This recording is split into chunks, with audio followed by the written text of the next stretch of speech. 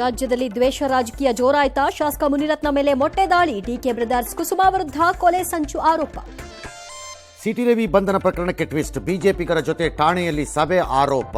Khanapur CPI suspend. ಸರ್ಕಾರದ ನಡೆಗೆ ಆಕ್ರೋಶ. ಕೆಆರ್ಎಸ್ ರಸ್ತೆಗೆ ಸಿಎಂ ಹೆಸರು ಸರಿನಾ ತಪ್ಪ? ಬಿಜೆಪಿಯಲ್ಲಿಯೇ ಪರ ವಿರೋಧ ಚರ್ಚೆ. ಮೈಸೂರು ಪಾಲಿಕೆ ನಡೆಗೆ ಸಂಸದ ಯದುವೀರ್ ಆಕ್ಷೇಪ. ಪೂಂಚ್ ದುರಂತದಲ್ಲಿ ರಾಜ್ಯದ 3 ಸೈನಿಕರು ಹುತಾತ್ಮ. ದಯಾನಂದ್, ಅನೂಪ್, ಮಹೇಶ್. ಕುಟುಂಬಸ್ಥರ ಆಕ್ರಂದನ. ನಾಳೆ ಹುಟ್ಟೂರುಗಳಲ್ಲಿ ಅಂತ್ಯಕ್ರಿಯೆ.